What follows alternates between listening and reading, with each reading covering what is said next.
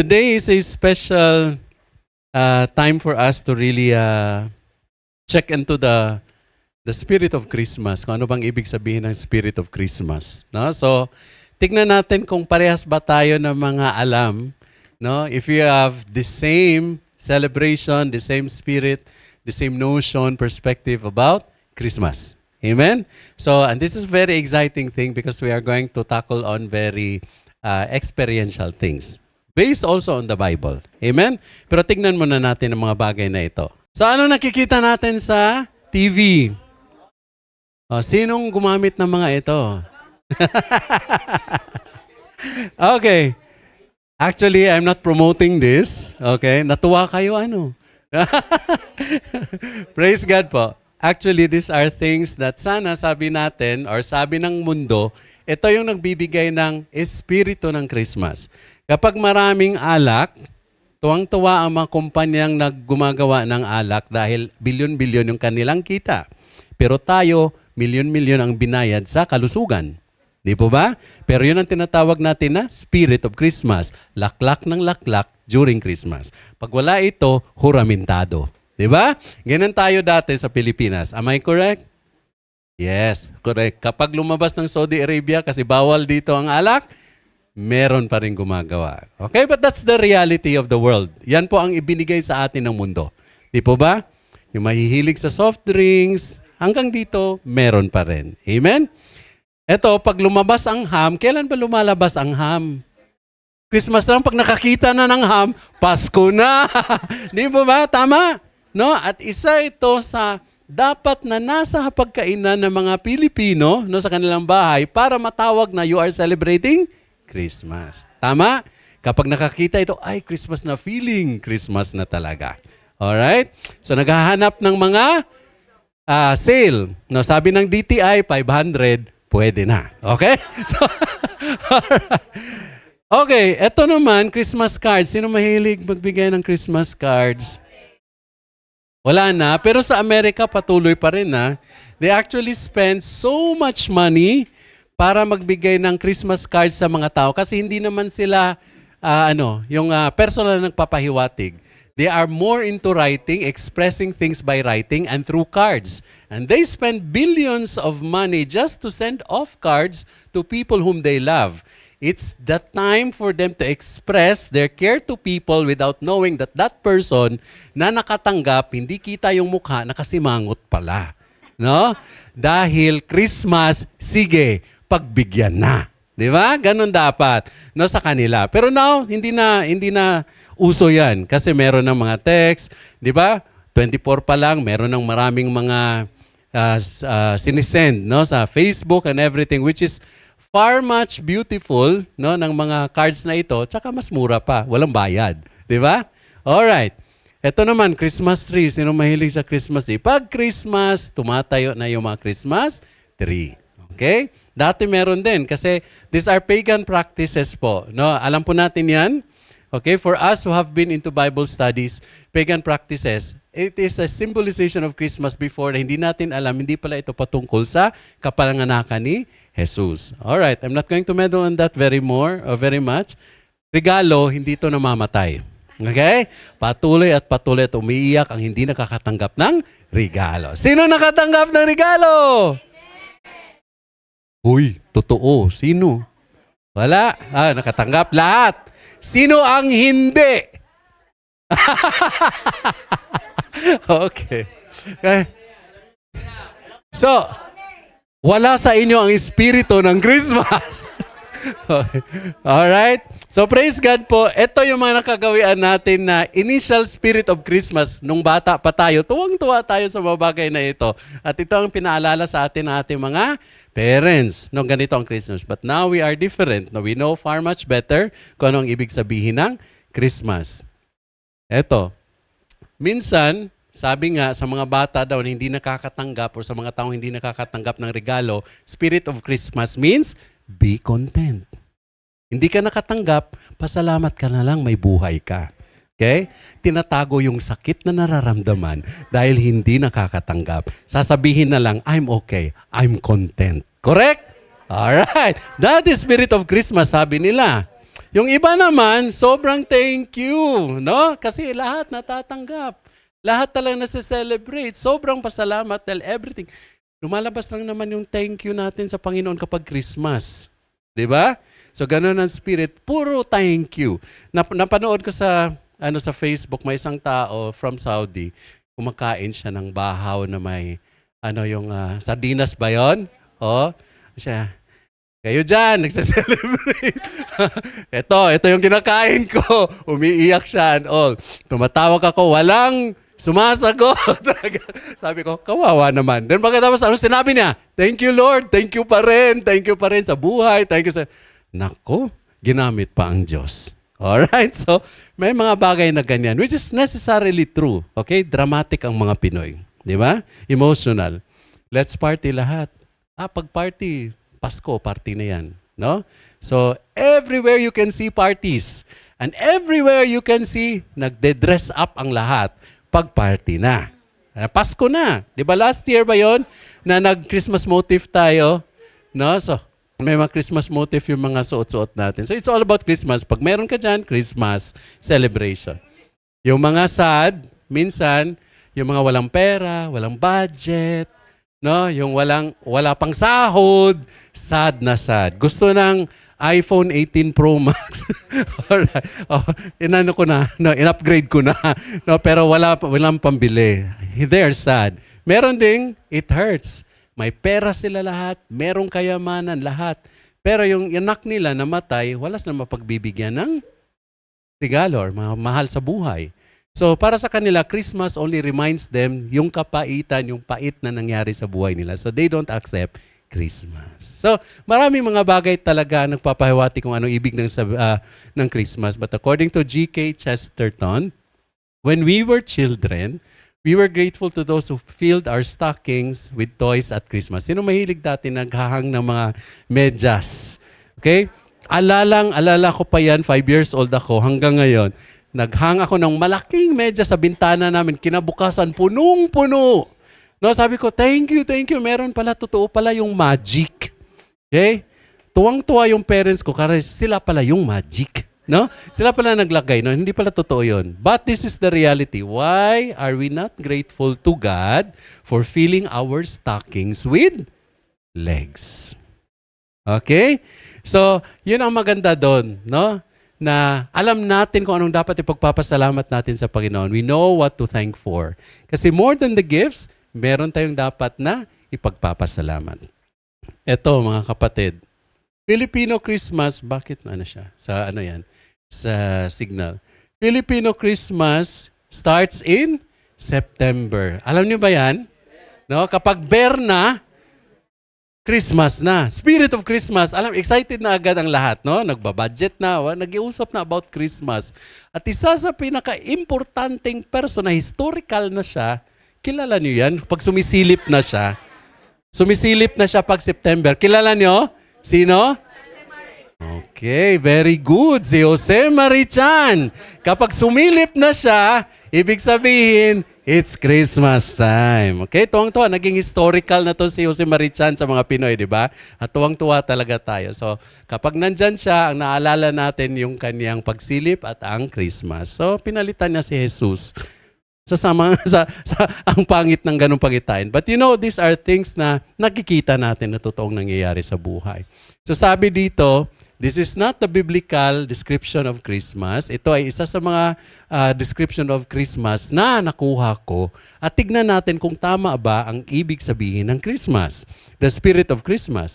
The spirit of Christmas is the spirit of love and of generosity and of goodness. It illuminates the picture window of the soul and we look out upon the world's busy life and become more interested in people than in things. Let's compare it konti sa worldview of what the spirit of Christmas is. Mas matindi. The Christmas spirit is a feeling of warmth, joy, and generosity, embodying kindness, goodwill, and putting others first, often expressed through traditions like giving, decorating, and togetherness, but rooted in the deeper themes of hope, love, charity, and selflessness, reflecting the Christian message of peace on earth. 'Di ba? Palagi pag Christmas, peace on earth talaga. No? It is a feel-good atmosphere of giving and sharing that emphasize connection, forgiveness, and stricter moral compass, encouraging people to be better versions of themselves. Napakagandang description. Pero ito ba talaga ang totoong espiritu ng Christmas? If you are going to look into these words, it's only a feeling according to them. It only embodies or pictures, illustrates. There is no reality of it. It is only expressed through traditions handed over from generation to generation. Walang katiyakan kung magpapatuloy ito. Walang katiyakan kung saan nagsimula at kung paano din ito i-celebrate ng tama. At it is just can you read it? Feel good. Kasi napakaganda ng sinabi ni Kuya Eugene kanina. Kaya nga, siguro hindi inilagay ang totoong date ng Christmas o kapanganakan ni Jesus para hindi tayo feel good lang every 25 of December. But it should be every day is Christmas. Kasi pag feel good lang, ay ibig sabihin nawawala. Di po ba? So pagkatapos ng Disyembre, balik na naman tayo sa dating gawing dati o dating emosyon. Correct? So, for me, I don't accept not this description because this only pertains to things, very superficial things na pwedeng mawala pala. And it is only seasonal. Alright? So, what is the true spirit of Christmas? Is it fun? Is it fellowship na ganito? Or yung party-party? Is it giving? What is it talaga? Anong ibig sabihin yan? Okay, let's look into the real meaning of Christmas according to the Bible. So, let's go together into this journey. Okay? Kasi iba ang patungkol ng Christmas na totoo na ipinahayag ng Biblia. Alright. Do you know this? Okay? In Luke 1:41-55, binasa ni Ate Nora kanina, which is our Bible reading. Okay, it is the visitation of Mary, the mother of Jesus, to her cousin Elizabeth. Alright? So, kasi buntis dito si Elizabeth with John the Baptist, si Mary buntis ni Jesus. Okay, so, tignan natin ang relationship ng Christmas sa pangyayaring ito. Alright? Alright. So, if we are going to read the verses, kasi kanina nasabi na naman ni Ate Nora na nabasa na, hindi na natin babasahin agad lahat. No, so, these are the things. These are divided into two parts. Okay? Sabihin natin. So, itong from now Mary arose in those days and went into the hill country with haste. Ito yung visitation. Punintahan niya si Elizabeth at ang husband ni Elizabeth ay si Zacharias. Alright. And it happened when Elizabeth heard the greeting of Mary that the babe yung bata, okay? Sino ang babe na bata sa tiyan ni Elizabeth? Si John the Baptist, okay? Leap in her womb, and Elizabeth, filled with the Holy Spirit, then she spoke out with a loud voice and said, "Blessed are you among women, and blessed is the fruit of your womb." Okay, so dito sinabi niya, bakit pa bumisita sa akin ang ina ng kanyang Panginoon. Okay? But alam niya. Okay, but alam niya. But you see the reaction of Elizabeth. Blessed are you. There was an ecstatic jubilation from her heart na binisita niya at alam niya, taglay-taglay niya sa tiyan ni Mary yung tagapagligtas. Okay? So, I'm not going to meddle on that more, but let's try to move on with this. Ito ang response ni Mary. No, nung sinabi ni Elizabeth yung kanyang reaction. And this response is actually a very beautiful psalm in the New Testament, okay? Which is far more, much wonderful kasi ito po ay isang hymn, isang kanta na nagmula at sinulat ni Mary, and she expressed it with Elizabeth. Ito ay pasasalamat, ating hihiblahin ito, himay-himayin, kanong ibig sabihin nito. So, ibig sabihin, let's try to look into the reactions. Bakit inire-relate natin yung Christmas sa pangyayaring ito sa visitation ni Mary to Elizabeth? Okay, the first reaction to the birth of Jesus Christ among peoples and angels because it involves people and Angels. All right. First of Luke 41, when Elizabeth heard Mary's greeting, the baby leaped in her womb, and Elizabeth was filled with the Holy Spirit. So take note, the role of the Holy Spirit, yung relationship ng Holy Spirit sa tao. Okay? Sa tao. And she cried out with a loud voice and said, "Blessed among women are you," and all. So ibig sabihin, natuwa si Elizabeth. Okay? At alam niya, binisita siya at nandun, karga ni Mary, ang tagapagligtas. Bakit kailangan pa siyang bisitahin? Pero siya ay tuwang-tuwa. That's the first reaction. With the Holy Spirit, natuwa. Okay. Second one, in Luke 1:67, si Zacharias, the husband of Elizabeth, okay, was also what? Filled with the Holy Spirit pa rin. At nag-prophesy siya. Kaya anong prophecy niya? Blessed be the Lord God of Israel. It is again an hyper-toned na what you call happiness and joy na galing sa kanya, which is acted to prophesy something that will happen in the future. Okay? So, sino nagsabi sa kanya? Wala. But because he was filled with the Holy Spirit again. Okay? Blessed be the Lord God of Israel, for He has visited us and accomplished redemption for His people and has raised up a horn of salvation for us in the house of David, His servant. Bakit nasabi niya ito na meron ng redemption na parating, merong salvation na parating from the descendant of David? Okay? So, yun ang pagpipraise niya at pag-worship at reaction niya sa pagdating ni Jesus Christ. Okay. Third reaction. Okay, third reaction is from the angels. Alam niyo, di ba? Yung mga anghel na nagbalita sa the three wise men. Okay? Sila nagbalita din dito na about the birth of Jesus Christ. Okay? Paraphrase ko na lang. Okay. Ano ang ginawa ng mga angels? Together with the angels, no, lahat ng angels, they call it a multitude of heavenly hosts. Sila ay nagpe-praise kay God. That is their reaction because Jesus has come. Okay? Jesus was born. Ang response naman ng mga shepherds, okay, ng mga shepherds, they glorify and praise God. Okay? Dahil sa kaganapan na ito. So tignan natin, lahat ng mga tao involved in that particular time, okay, nagpe-praise kay Lord. Nagkaroon ng jubilation, ng joy, ibang klaseng kagalakan, no, para sa Panginoon, hindi para sa kanila.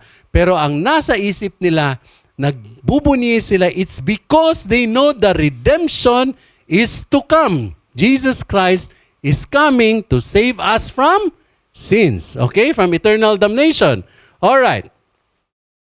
Number 4 is si Simeon. Okay? Sino ba to si Simeon? Okay? The Holy Spirit was again with him.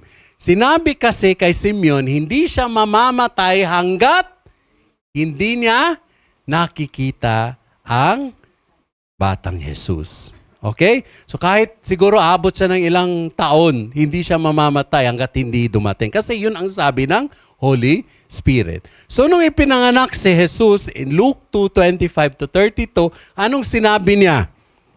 Blessed God and said, "Now Lord, thou dost let thy bondservant depart in peace."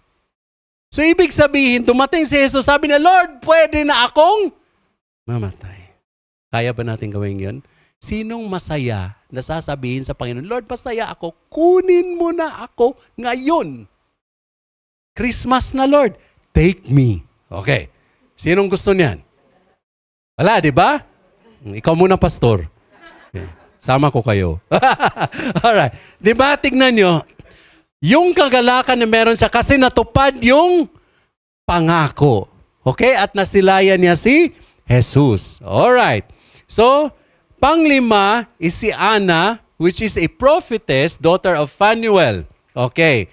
She also gave thanks to the Lord. Siya po yung babae na maraming asawa pero patuloy na naglilingkod sa Panginoon araw at gabi. Walang pahinga. Okay? Sa pagsisilbi sa Panginoon. Siya ay nagpasalamat, palagi siya nagpa-fasting, palaging nagpe-prayer, night and day. Okay, so and she gave thanks to the Lord and spoke of Him to all those who looked for redemption. Lord, salamat, dumating ka na. And she shared it to everyone. Okay? So these are the example 5 reactions pa lamang po. Ang ibig sabihin itong mga tao na ito, they have the same reaction, which is actually telling us they have a special relationship with the Holy Spirit, telling them that Jesus has come. Okay?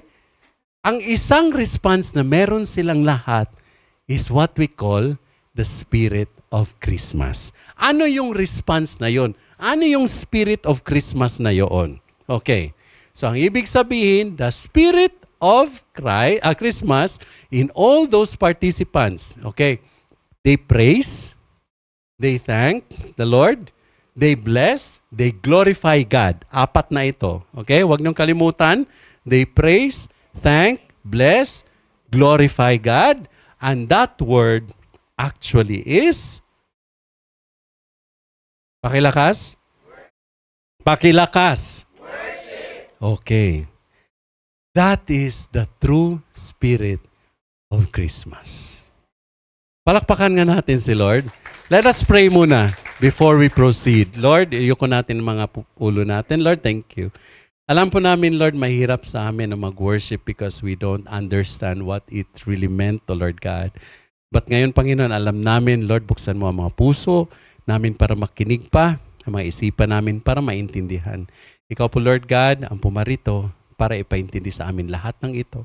At nawa, Panginoon, ang aming mga puso ay mag-worship sa iyo, Lord, ng buong buo para sa inyo, Lord God. Thank you, Lord Jesus Christ, and this we pray in Jesus' name. Amen. Amen. Praise God. So let's go. No, ito na. So let's expand more on this. No, ito yung masaya dahil we will be able to know better what is Christmas. So mababago na, mawawala na yung mga notion natin about Christmas before, di ba? Kapag nag-snow na sa Amerika, Christmas na. Kapag lumamig na sa Riyadh, Christmas na kasi winter na, di ba? All right. But don't forget the wise men and King Herod, all the responses actually meant worship pa rin.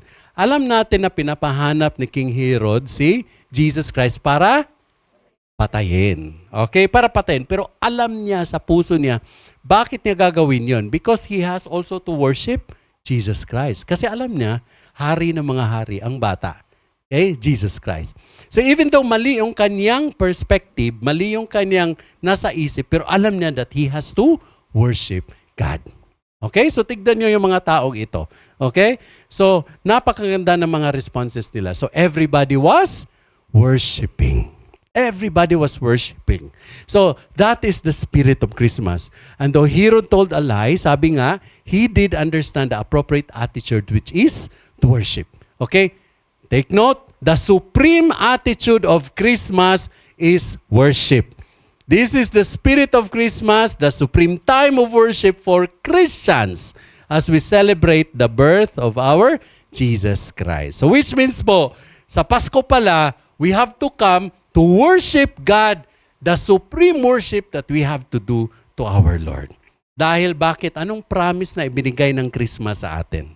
Ano ang promise na ibinigay ng Christmas sa atin? BS. Ha? Ano ang promise? It is our salvation. Kasi dumating na si Jesus para sa purpose na yan. Okay?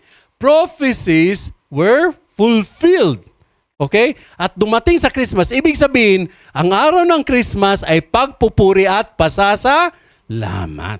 Alright. So Christmas of all times is time of worship. Alright. So dito, let's try, and don't forget this one. This is now the correct meaning of Christmas, and we are being helped by Pastor John MacArthur. We're taking this lesson from him. Okay? And this is the meaning. Christmas, or the true spirit of Christmas, is an attitude. Okay? It is a spirit. It is something on the inside. Now, it is an attitude of the heart that is so filled with wonder and gratitude of what God has done. Okay? That there is not a thought of personal needs or personal blessings, only total abandonment to God in praise and adoration. Ayun. Dito na mabubuksan yung mga isipan natin. Hindi pala regalo. Hindi pala pagtanggap ng mga material na bagay. Hindi pala tayo dapat na mag-expect ng mga bagay-bagay pa. Kundi, ang ating ibibigay is our selfless person, our heart, to worship God because the celebrator of the day or of the season deserves the gift which is your worship. Okay? Palakpakan natin si Lord. Do you understand that? Worship, uy, palakpakan. So, when there is a king, no, at dadaan dyan, di ba, we stand in awe. We look at them in awe. Wow, this is Hari. But when we have Jesus Christ, who saves us from eternal salvation of damnation, dapat maibigay natin yung pasasalamat natin with all heart. Kasi alam natin, siya ang rason bakit tayo ay maliligtas. Okay? Hindi tayo mapupunta sa impyerno. Alright. Eto. Jesus' mother is Mary. Correct? So now, what am I going to do here? Sa lahat ng mga reactions na meron tayo kay Elizabeth, kay Simeon, kay Anna, sa mga angels, sa shepherds, sa lahat ng mga tao na yun, isa sa mga tao na pinaka-close kay Jesus Christ, of course, ang kanyang nanay. Siyang nagdala kay Jesus Christ. She has a direct relationship with Jesus Christ. So alam natin kung bakit siya pinaka-importante na nagbigay ng forma or shape or hugis kung ano ang totoong worship. Okay, sa buhay ni Mary. Okay, let's try to look into this. Mary gives form to our worship.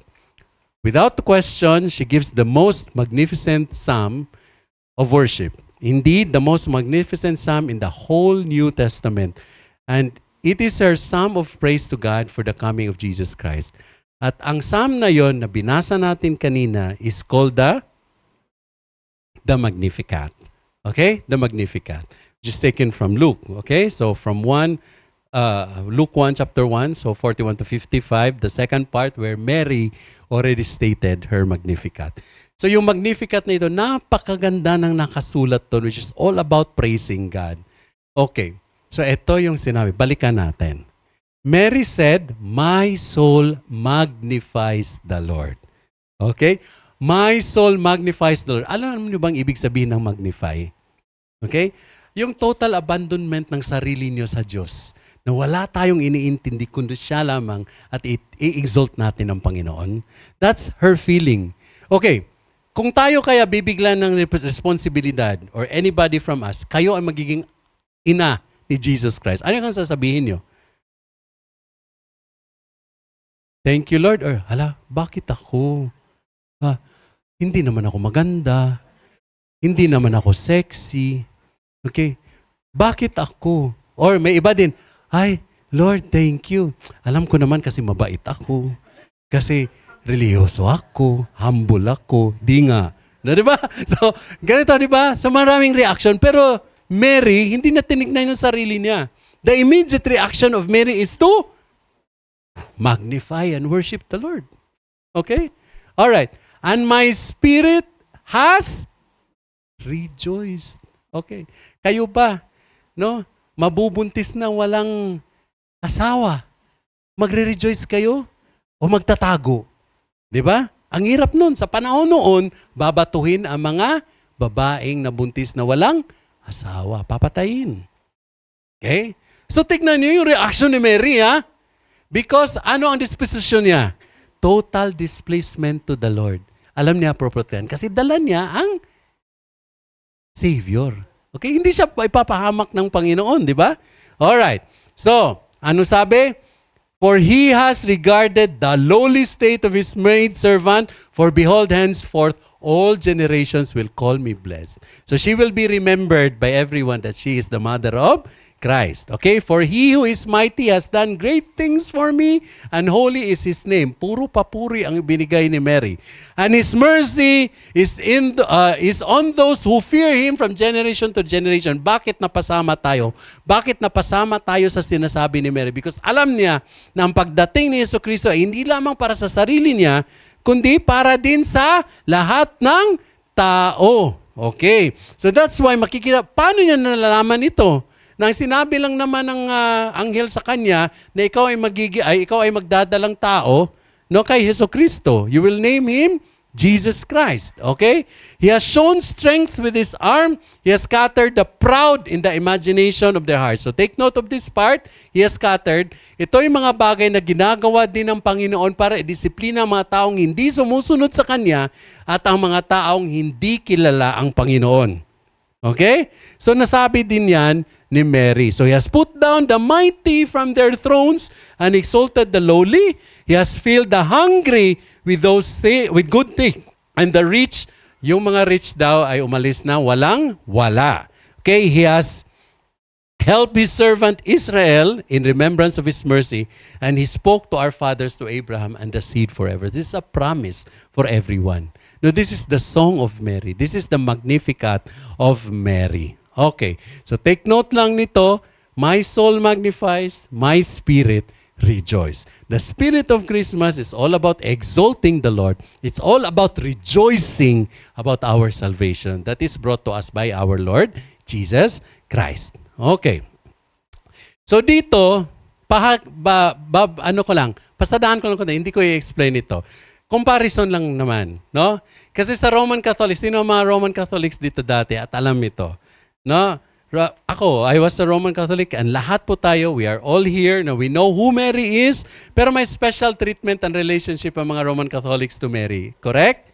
Alright. So the Roman Catholics called Mary, especially when praying the Rosary, Mother of God. Correct?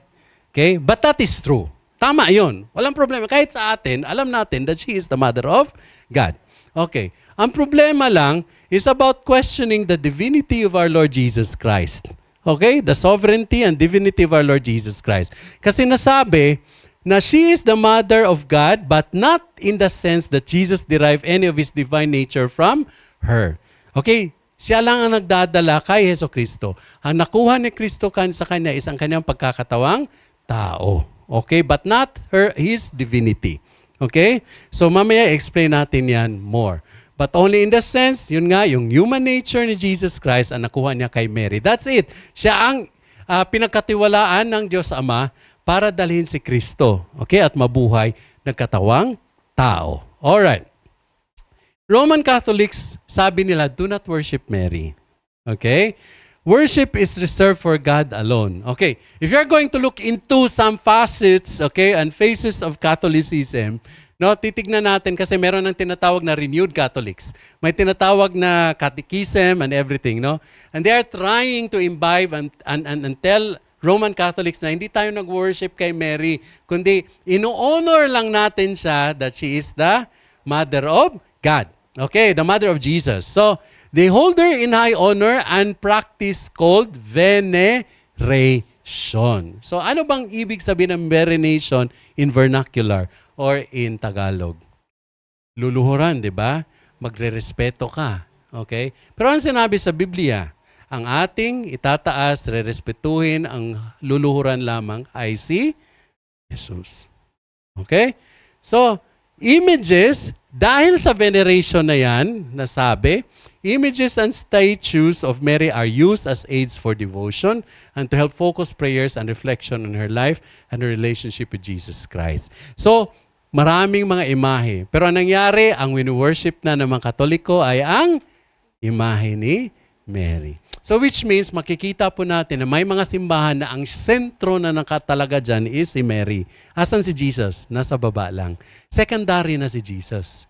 Kasi yung nga naisip nila, yung divinity ni Jesus Christ, nakuha niya kay Mary, which is a wrong notion, a wrong decree, no? A wrong principle, a wrong doctrine. Alright? So, klaro? Okay? Pero nothing, hindi ako nakikipag-away or whatever. This is just giving you the idea, okay, of where we stand and how we celebrate Christmas in relation to the relationship of Mary to Jesus Christ. Alright?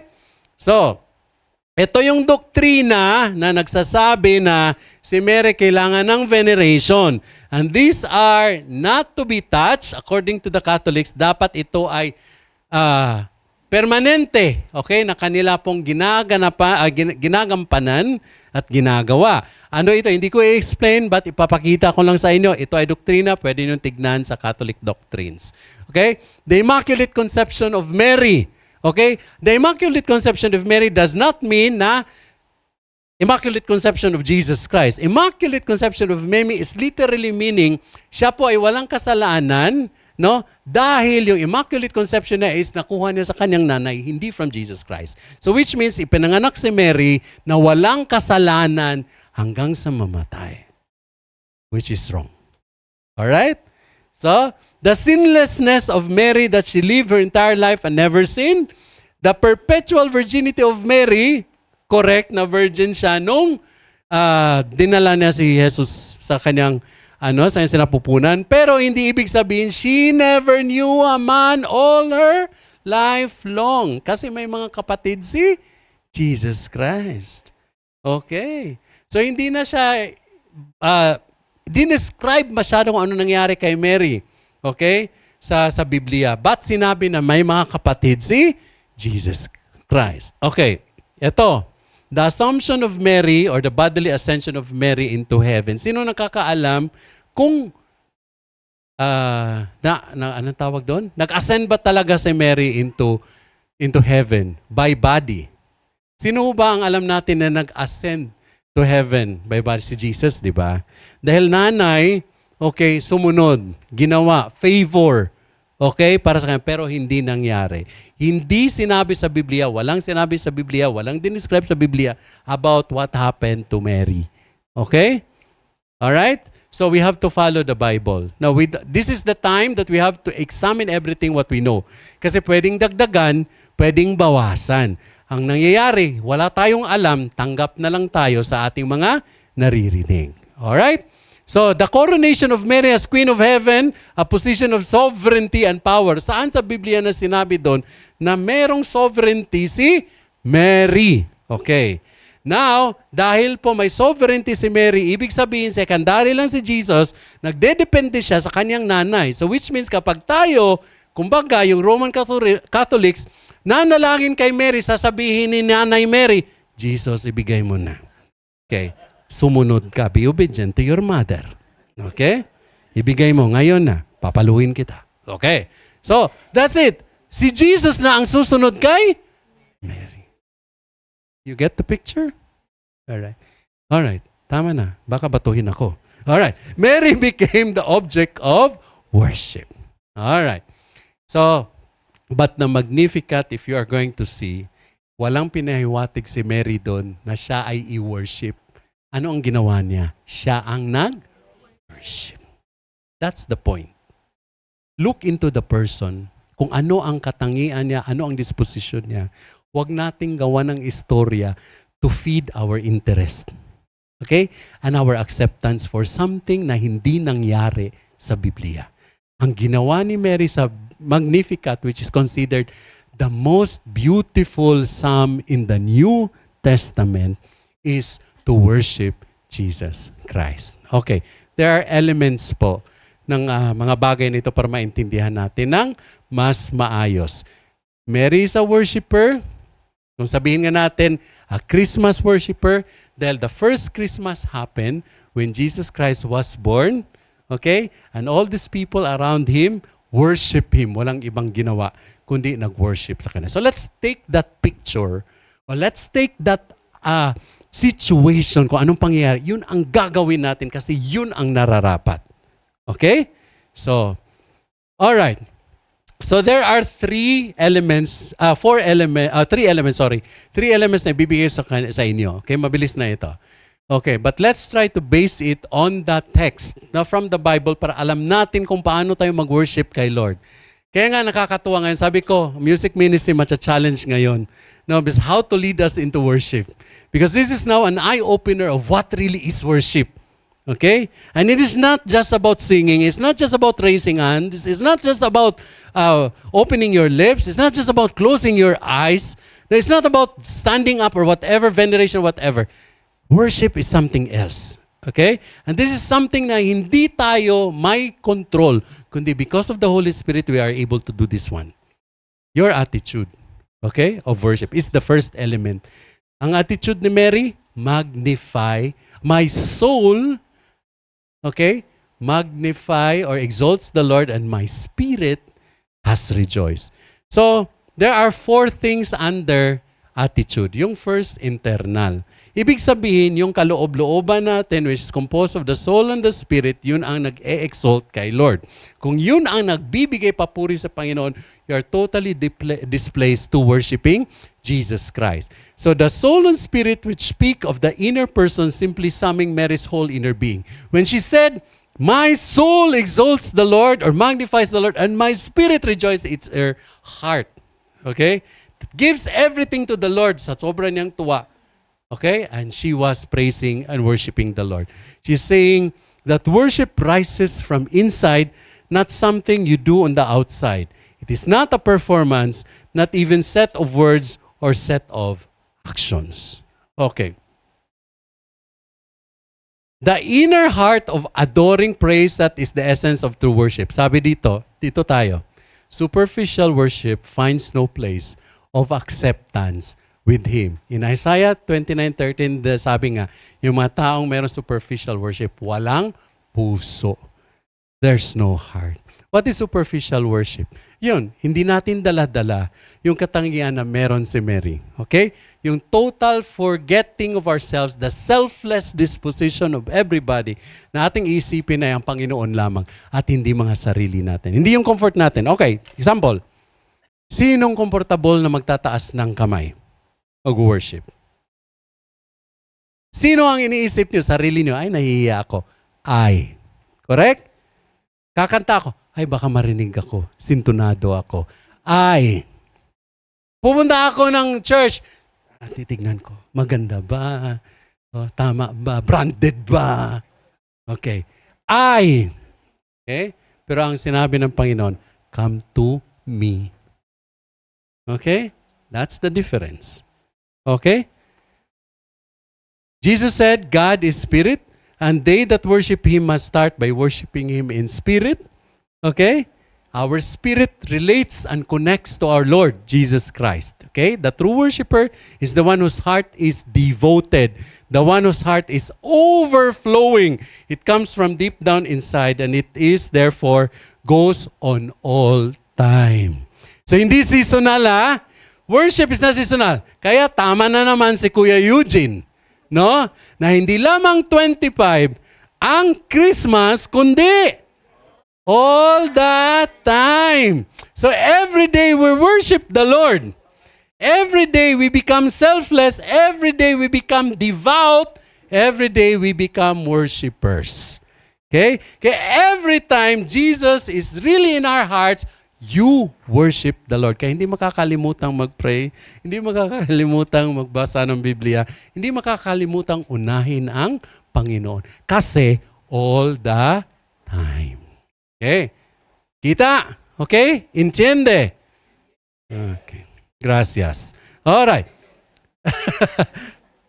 All right. So the next one, the next comment, okay, under attitude is intense. Okay, exalts, magnifies is the word megalunio or megalune. Ano bang ibig sabihin ng megalune or megalunio? Which is a Greek word that means it caused to swell. It's large, it's huge, magnificent. No? So it is hyper, it is growing, it's about jubilation. Internally, that's going out, bursting, no, of your praise and worship to God. Intense. Di ba, pag bumili ka ng speaker, gusto mo ng mega bass. Kasi malakas, dug, dug, dug. Gusto talaga yung mga parang gaganon-ganon ka na sa na sasakyan. Alright? Di ba? Dito, sa music ministry, palakasan kasi mega. Okay? Di ba? You know, it means like to cause to grow, to crescendo. If you transpose that or illuminate that into the form of worship that you have, matutuwa ang Diyos. Okay? Kaya kapag nag-worship tayo, please release yourself. Pero hindi release me, let me go. Okay? But kailangan natin i-release yung sarili natin sa Panginoon. You understand? Okay, intense. Number 1, internal. Number 2, intense. Okay. So, number 3 is habitual. Okay. Sino nagtututbrush dito 3 times a day? Twice a day, once na lang. Okay, habit na yan, di ba? Kapag nadalawa yung toothbrush, nagkakasakit, di ba? Habitual. My soul exalts, magnifies. Okay, habitual, exalts, magnifies. It is a continuous action. It is expressed in present tense. So, ibig sabihin, hindi past, hindi future. Kung ano ka ngayon, sa araw na ito, sa oras na ito, gawin mo. That's always. Unstoppable. Very clear? Alright. So, ibig sabihin, may mga sirkumstansya sa buhay natin, hindi dapat maapektuhan ang pagpupuri. Nawalan ka ng boyfriend. Okay. O nawalan kang girlfriend. Nawalan ka ng aso. Nawalan ka na lahat. Okay? Huwag lang ikaw. Yung ganun, nawala na lahat. No? Yung worship mo, nababago. Dahil lagi na-focus sa sarili mong bigat na dinadala. Okay? Ang sabi dito, kahit anong circumstansya, kahit nakatanggap ka ng lahat ng blessing na meron ka, stay as it is to worship the Lord. Walang pagbabago. Okay? Kung kailangan mong gawin every day, every moment, do it. No? Kung ikaw ay binulyawan ng iyong amo, huwag mong bulyawan. Okay? But praise the Lord. Okay? Mag-praise ka pa rin kay Lord. Hindi ka maglulupasay, nag-iiyak dahil binulyawan ka.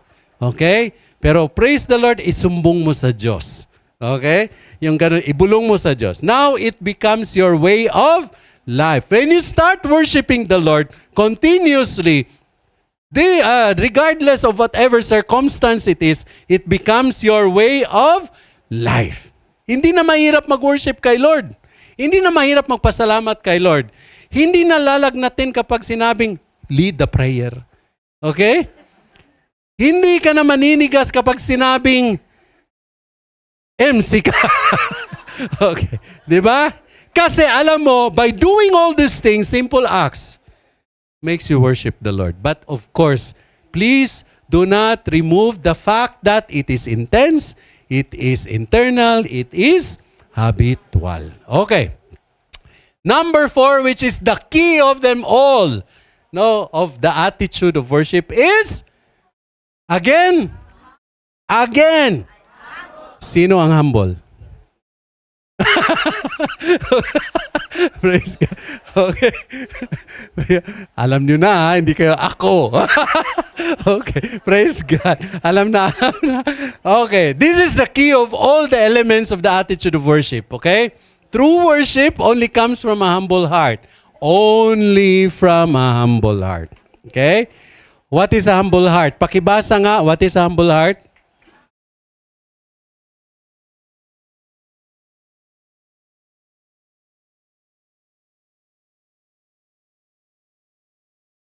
Little consequence, you don't focus on you. Again.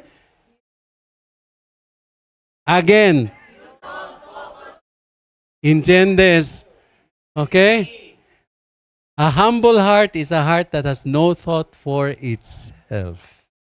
So, ang sakit pakinggan, Lord, kalimutan ko na ba sarili? Hindi naman. Nang ibig sabihin lang ni Lord na everything should be of the Lord. The ownership of everything goes to the Lord, belongs to God. Our attention, our focus, our love, our devotion goes to our Lord Jesus Christ. Hindi sarili natin.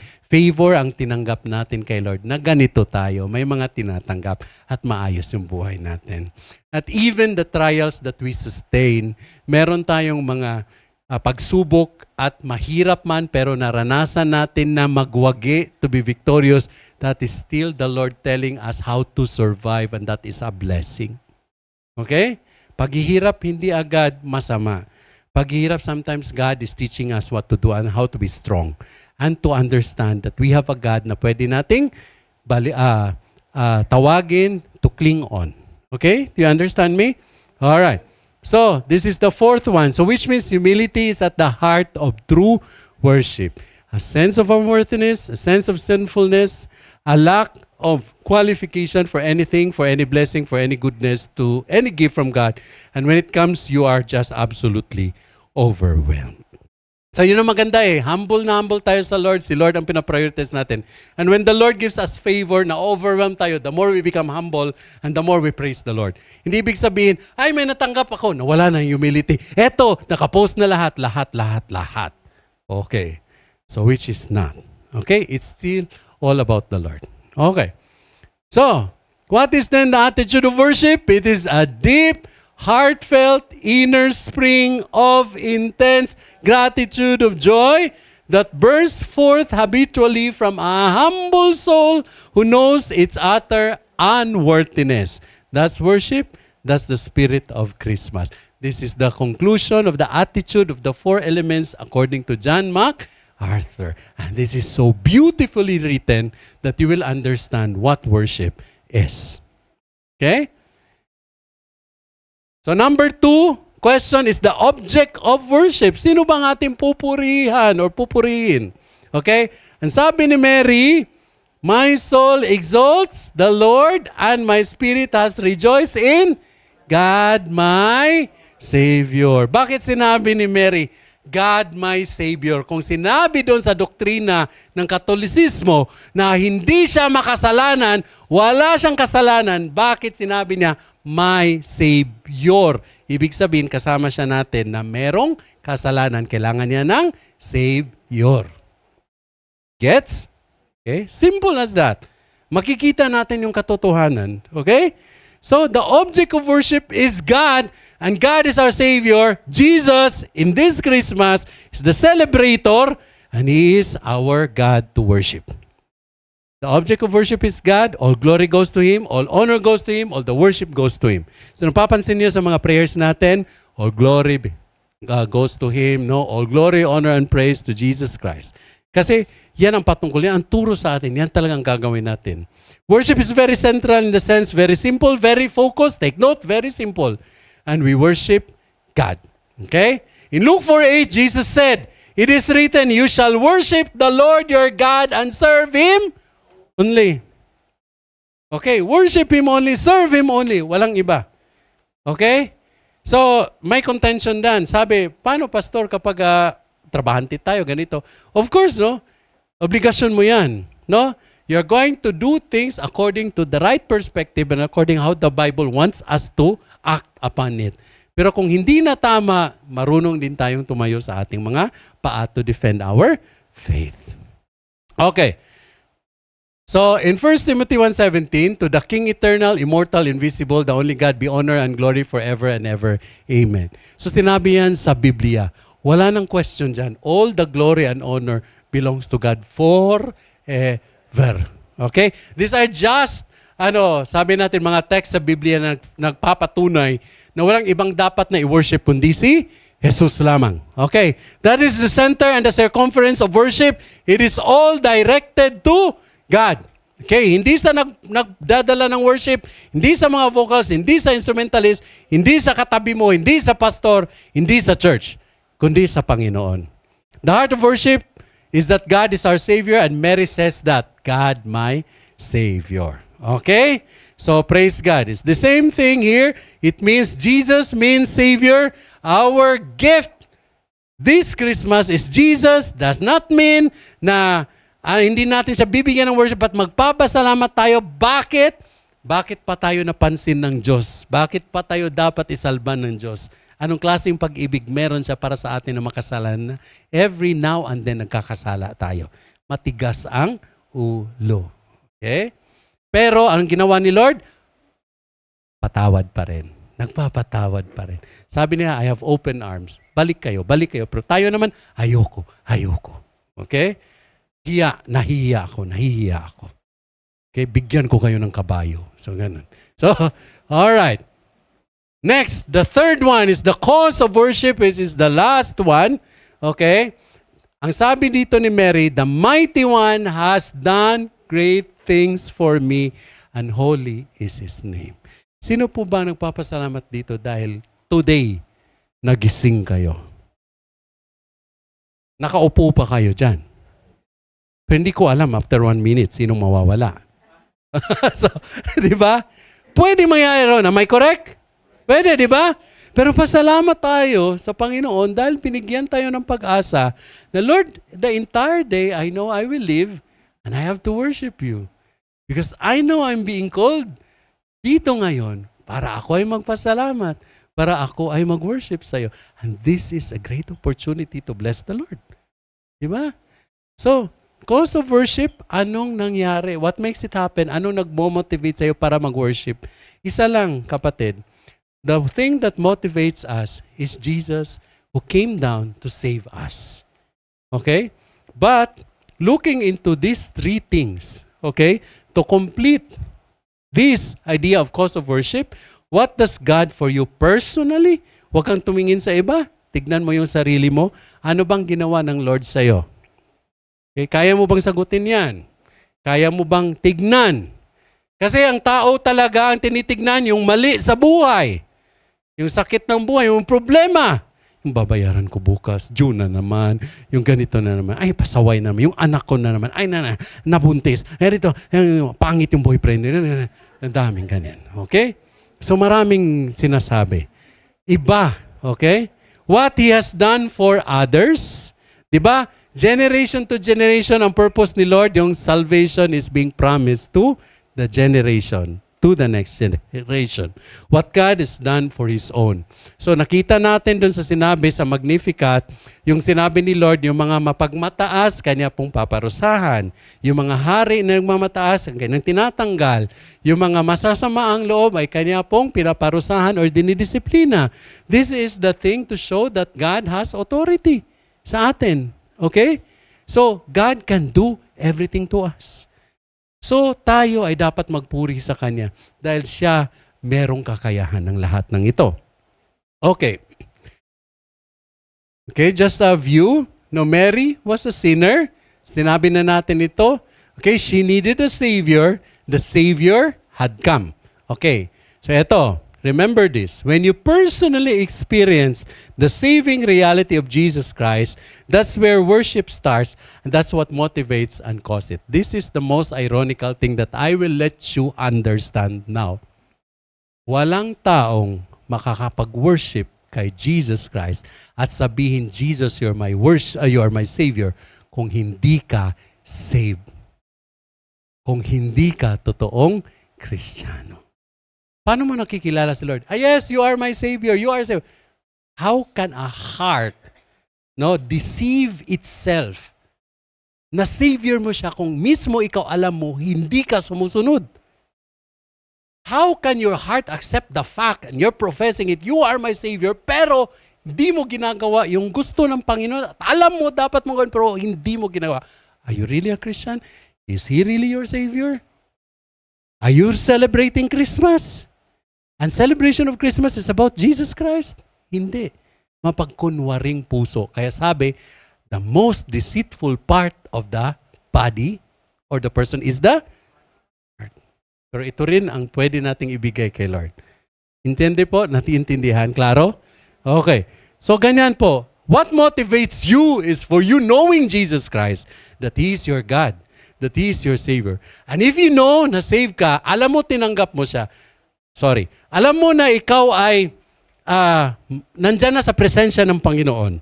Okay? When you worship mo na ang Panginoon, alam mo that you are there. You are being saved by the Lord. You can say, He is your Savior. Pero hindi. Please don't. Be sure of yourself. Kasi hindi tayo matutulungan ng Diyos kapag hindi tayo nagpaka-totoo. Okay? What He has done for others, sabi ko nga, Mary also said about the spiritual concern of other souls, okay? From generation to generation. Her own salvation, the salvation of others. And, of course, what God does for His own. So, 51 to 55 in Luke 1, is a recitation of all that God historically done and His faithfulness to meet every needs of His beloved people. So ito yung sinabi, from generation to generation, He has shown strength with His arm. He has scattered the proud in the imagination of their hearts. He has put down the mighty from their thrones and exalted the lowly. He has filled the hungry with good things, and the rich He has sent away empty. He has helped His servant Israel in remembrance of His mercy to generation, generation after generation from Abraham and his seed forever. Okay? At patuloy yan. Hindi yan matatapos. Tuloy-tuloy yan. Sa ating generation, sa next generation, susunod pa. So anong ipaparamana mo sa mga mahal mo sa buhay? Worship. Praise the Lord. Palakpakan natin si Lord dyan. No? So, nakakatuwa po sa puso natin na maalala at maintindihan ang katotohanan ng Spirit of Christmas. And this is what the Lord wants us to remember and put into hearts. Not just lightly, superficially, but internally, intensely, habitually, and humbly. Okay? Worship, in a word, is only worship. Nothing more, nothing less. What is the spirit of Christmas again? It is worship. Okay, praise the Lord. So, with all the glory, praise, and honor sa ating Panginoon, bakit? Ayaw, pa-conclude na yata siya. Bakit? Hala, hindi dumating. Ayaw na niya. Sabi niya, time out na, pastor. Okay? Alright. Actually, ito yung, nandun sa iba, this is just the summary of what we are trying to talk about. Okay? Attitude of worship. Don't forget the object of worship, the cause of worship. So we have the attitude of worship. It should be internal, should be intense, habitual, and humble. Doon sa cause of worship, kung ano ang ginawa ng Diyos sa iyo personally, kung ano ang ginawa niya para sa iba, at kung ano ang ginawa niya para sa sarili niya. Okay. Kuha. Ito yung kabuuan ng ating pinag-uusapan. So conclusion niya, yay! Pastor Mike, this is record-breaking. Alright? Okay. Sabi ni Martin Luther, alam niyo ba si Martin Luther, siya ba isa sa mga rason kung bakit po nagkaroon ng reforma, di ba? Nasa Christian faith natin. Si Martin Luther, isa din pala sa mga author of songs and hymns. Hindi natin alam. So magaling pala siya magsulat. Isa sa mga nasulat na is napakaganda. Ang sabi, all this for us, thy love has done. Okay? By this to us our love is won. For this we tune our cheerful lays and shout our thanks in ceaseless praise. Walang katapusang pagpupuri. So, matagal na yan 1800s. Okay? Noon pa. Ngayon 2000 na. Matagal nang nasabi, ito yung totoo. Who are other significant person? Kinanta natin or kakanta, Hark the Herald Angels Sing. Matagal na yan. 1898. Okay? So, matagal na yan. By Charles Wesley. Okay? Ang sabi dito, Hail the heaven-born Prince of Peace, hail the Son of Righteousness. It means worship. Light and life to all He brings, risen with healing in His wings, mild He lays His glory by, that is incarnation ni Jesus Christ. No, dumating siya sa atin, nagkatawang tao.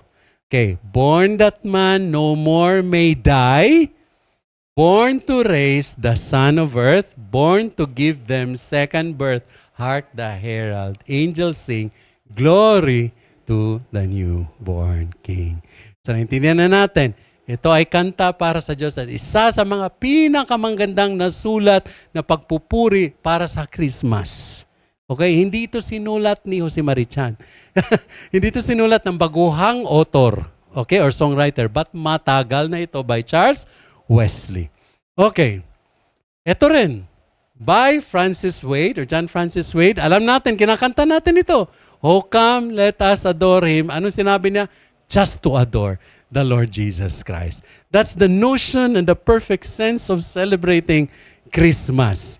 So mga kapatid, ito, the best of the poets from old before is Christina Rossetti. Okay? Which is also the most favorite poet po of John MacArthur. Ito yung isa sa mga nasabi niya sa kanyang mga sinulat na kanta. And I cut it out and copied it because ang sarap na maintindihan na ito pala dapat ang ibigay natin sa Panginoon. At atin itong ginagawa. At kinakanta na nga natin. Ang sabi dito ni Christina, not Aguilera, Rosete. Okay? What can I give Him? Sige nga, kayong magbasa.